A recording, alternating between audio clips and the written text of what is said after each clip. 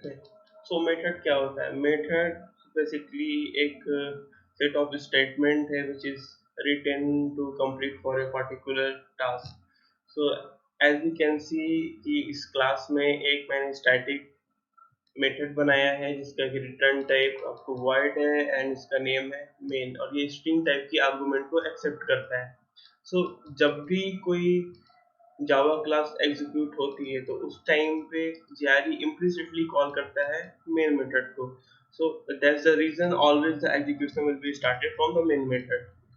So now let's create an another method जो कि static type का होगा. तो static void, इसका रिटर्न टाइप है void, मतलब कि ये मेथड कुछ भी रिटर्न नहीं करेगा. अगर सपोज करिए कि आपको इंटीजर वैल्यू रिटर्न कराना है तो आप यहाँ पे देंगे int, बट मुझे अभी कुछ भी रिटर्न नहीं करना है तो मैं यहाँ पे दिया void और मेथड का नेम है m1. And in this method, so I am trying to print some statement system.out.println static method is executing. Okay, let's copy this code. Oh, typo error. Copy this code and I paste it here and write another statement. Method will execute when it is called.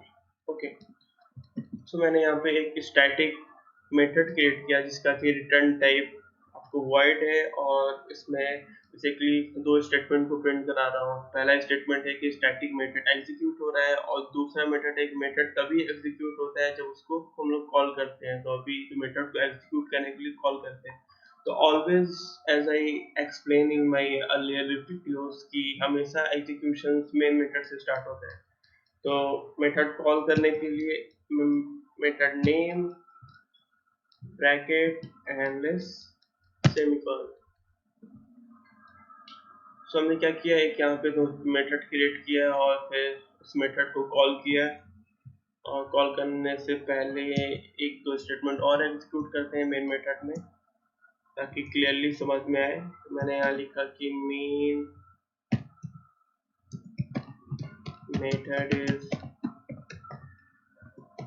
Executing, main method execute हो रहा, और फिर एक और statement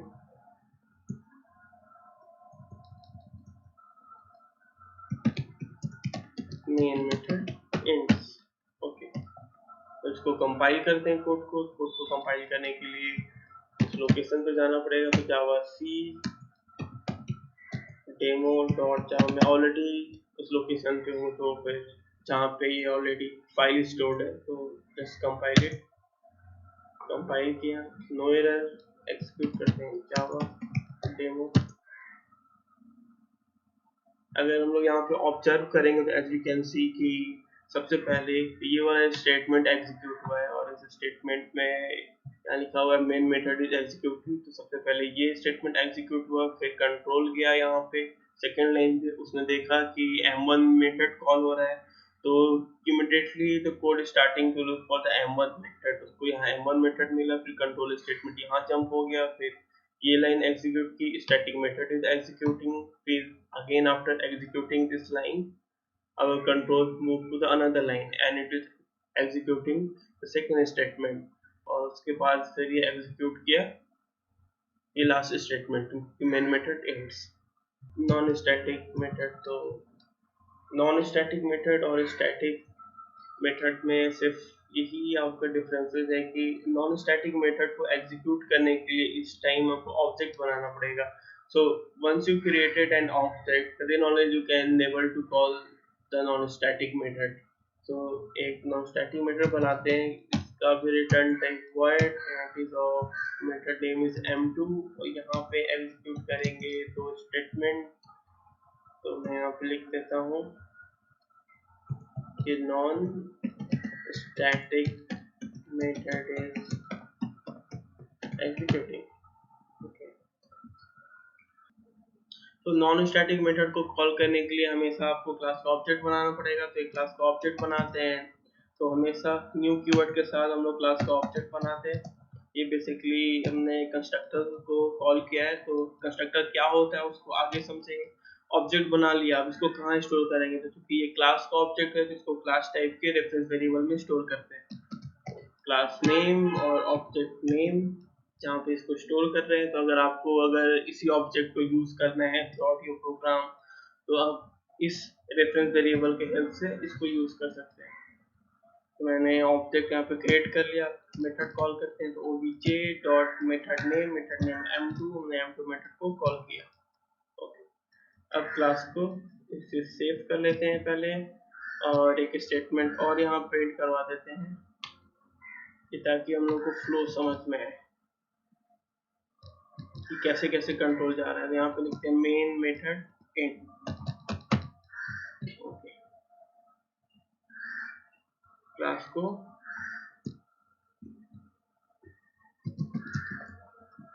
compile करते हैं। Class को compile किया, एग्जीक्यूट किया। अगर आप यहाँ पे ऑब्जर्व करेंगे कि सबसे पहले एग्जीक्यूशन स्टार्ट हुआ कहाँ से, तो मेन मेथड से पहले। तो ये वाली लाइन एग्जीक्यूट हुई मेन मेथड, उसके बाद इसको दिखा कि यहाँ पे m1 मेथड कॉल हुई है, तो इमीडिएटली कंट्रोल आपका जंप हो गया m1 मेथड पे। m1 मेथड पे आके इसने एग्जीक्यूट किया कि स्टैटिक मेथड इज एग्जीक्यूटिंग। यहाँ पे देखिए static method is executing.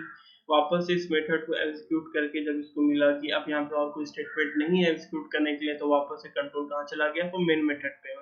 Main method को एग्जीक्यूट करने के बाद हमेशा उसका कंट्रोल वापस से कॉलिंग मेथड पे चला जाता है। तो चूंकि कॉलिंग मेथड m1 का मेन मेथड है, इसलिए कंट्रोल आपका यहाँ पे आ गया। और यहाँ पे आने के बाद फिर इसने एक क्लास का ऑब्जेक्ट क्रिएट किया। क्लास का ऑब्जेक्ट क्रिएट करने के बाद फिर इस ऑब्जेक्ट के रेफरेंस वेरिएबल के साथ हम लोग ने नॉन स्टैटिक मेथड को कॉल किया। तो जैसे ही नॉन स्टैटिक मेथड को कॉल हुआ, तो फिर से कंट्रोल आपके नॉन स्टैटिक मेथड को एग्जीक्यूट करने के लिए आ गया। तो नॉन स्टैटिक मेथड में इसको एक स्टेटमेंट मिला जहाँ की ये रिटर्न था कि non static method is executing. तो इसने नॉन स्टैटिक मेथड को एग्जीक्यूट किया और वापस से कंट्रोल मेन मेथड में आ गया। उसके बाद फिर लास्ट में आपका ये वाला स्टेटमेंट एग्जीक्यूट हुआ कि मेन मेथड एंड्स।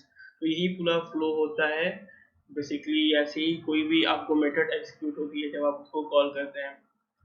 तो इस क्लास में हमने दो मेथड बनाया। एक बनाया m1 मेथड जो कि एक स्टैटिक मेथड था, m2 मेथड बनाया जो कि एक नॉन स्टैटिक मेथड था। स्टैटिक मेथड को क्रिएट करने के लिए आपको मेथड सिग्नेचर में स्टैटिक कीवर्ड का यूज करना पड़ेगा। अगर आप मेथड सिग्नेचर में स्टैटिक कीवर्ड का यूज नहीं करते हैं तो वो method automatically non static method हो जाता है। तो स्टैटिक मेथड को कॉल करने के लिए हम लोग क्लास नेम का यूज करते हैं। अगर आपको इस मेथड को और कोई क्लास में कॉल करना है तो आपको क्लास नेम के साथ कॉल करना पड़ेगा। और नॉन स्टैटिक मेथड को कॉल करने के लिए हमेशा हम लोग क्लास का ऑब्जेक्ट बनाते हैं। तो एक ऑब्जेक्ट का तो जरूरत होता है अगर आपको नॉन स्टैटिक मेथड को कॉल करना है। तो जैसे हमने यहाँ पे एक क्लास का ऑब्जेक्ट बनाया और नॉन स्टैटिक मेथड को कॉल किया। ओके, तो मेथड्स क्रिएट करने का बेनिफिट्स क्या है। तो सपोज अगर मुझे ये लाइन को प्रिंट करवानी है 10 टाइम्स, तो मैं सिर्फ यहाँ पे m1 को 10 टाइम्स कॉल कर दूंगा। जितनी बार आपको ये स्टेटमेंट एग्जीक्यूट करना है उतनी बार आप इस मेथड को कॉल करेंगे, ये स्टेटमेंट ऑटोमेटिकली एग्जीक्यूट हो जाएगा। पहला चीज, आपको जब भी कोई पीस ऑफ स्टेटमेंट को बार बार एग्जीक्यूट करना है तो आपको उसको बार बार वहाँ पे एक्सप्लिसिटली जाके लिखना नहीं पड़ेगा। आपने एक सपोज करिए कि मेथड क्रिएट किया, उसमें आपने एक स्टेटमेंट इंटर किया और वही स्टेटमेंट आपका बार बार एग्जीक्यूट होगा आप जब भी उस मेथड को कॉल करेंगे। तो अगर सपोज कि मुझे कुछ चेंजेस करना है, यहाँ पे लिखना चाहता हूँ कि नेट स्टैटिक, तो सिर्फ आपको एक ही जगह चेंजेस करना है, आपको पूरी प्रोग्राम में जाके चेंज नहीं करना पड़ेगा। अगर आप यहाँ पे फिर से कंपाइल करेंगे इसको और रन करेंगे, आप यहाँ पे देख सकते हैं कि हमने सिर्फ एक ही जगह पे इसे चेंज किया स्टैटिक, वो भी कहाँ पे, जहाँ पे हमने इस मेथड को क्रिएट किया था, और पूरी प्रोग्राम में ये पूरा चेंज हो गया। तो मेथड ओवरलोडिंग क्या होती है। तो मेथड ओवरलोडिंग में मेथड सिग्नेचर सेम होता है, सिर्फ मेथड का आर्गुमेंट डिफरेंट होती है। तो एक मेथड क्रिएट करेंगे जिसमें कि कोई भी आर्गुमेंट नहीं देंगे, और एक मेथड क्रिएट करेंगे जिसमें एक आर्गुमेंट देंगे, कि हम मेथड सिग्नेचर उसका सेम रखेंगे। स्टैटिक void m1 इस मेथड में से प्रिंट करवा देंगे मेथड m1। एक और मेथड बनाते हैं स्टैटिक void m1, इसमें एक इंटीजर टाइप का आर्गुमेंट पास करेंगे और i की वैल्यू को प्रिंट करवाएंगे। और ये दोनों मेथड को मेन मेथड में कॉल करेंगे। m1 जब हम लोग इस स्टेटमेंट को लिखे तो JRE सबसे पहले तो JRE ऑटोमेटिकली समझ जाएगा कि इस मेथड में कोई भी आर्गुमेंट वो नहीं है, तो फिर वो आपका ये वाला मेथड को एग्जीक्यूट करेगा। अगर हम लोग m1 में कोई वेरिएबल पास करेंगे, जैसे 5 पास किया, तो JRE को लगेगा कि इस m1 मेथड में एक आर्गुमेंट पास हुई है, तो वो ऑटोमेटिकली ये वाले मेथड को एग्जीक्यूट करेगा। तो लेट्स चेक, कोड कंपाइल किया और कोड को रन किया जावा डेमो। देखिए एज यू कैन सी कि पहले m1 मेथड को कॉल किया था विथ नो आर्गुमेंट, तो वो रन टाइम पे so based on the argument कोई भी मेथड एग्जीक्यूट होता है। तो ये मेथड जब एग्जीक्यूट हुआ तो यहाँ पे कोई आर्गुमेंट नहीं है, इसलिए तो सबसे पहले ये वाली मेथड एग्जीक्यूट हुई और आउटपुट स्क्रीन पे आया मेथड m1। और फिर जब कंट्रोल आपका यहाँ पे आया तो उसको मिला कि m1 मेथड में एक आर्गुमेंट है, तो फिर ऑटोमेटिकली कंट्रोल आपका यहाँ पे आ गया और m1 मेथड एग्जीक्यूट हुई तो i की वैल्यू प्रिंट हो गई। तो यही है मेथड ओवरलोडिंग। तो मेथड ओवरलोडिंग हमेशा सिर्फ सेम ही क्लास में कर सकते हैं उसको। दो क्लासेस में अगर आपको एग्जीक्यूट करना है तो वो मेथड ओवरराइडिंग होती है। वो हम लोग आगे के ट्यूटोरियल्स में पढ़ेंगे, जब इनहेरिटेंस के बारे में जानेंगे तो फिर उसी टाइम पे मेथड ओवरराइडिंग भी समझेंगे। Thank you.